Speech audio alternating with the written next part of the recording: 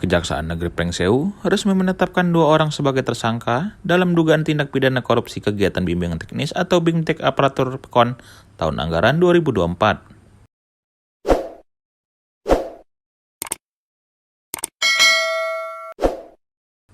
Penetapan dilakukan pada Jumat 11 Juli 2025.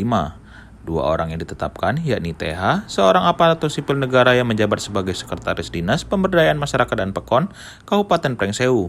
Sementara tersangka kedua ES merupakan pihak swasta dari Lembaga Pendidikan dan Pelatihan Aparatur Negara atau LPPAN Provinsi Lampung. Keduanya diduga berperan aktif dalam pelaksanaan kegiatan BIMTEK di Provinsi Jawa Barat pada Oktober 2024. Kegiatan ini berlangsung selama 4 hari dan dikenakan biaya sebesar Rp13 juta per peserta. Dari jumlah tersebut, Rp11 juta dikelola oleh LPPAN dan Rp2 juta dikembalikan kepada peserta dalam bentuk cashback. Penyidik menduga terdapat markup dan pemalsuan dokumen dalam penyelenggaraan kegiatan tersebut.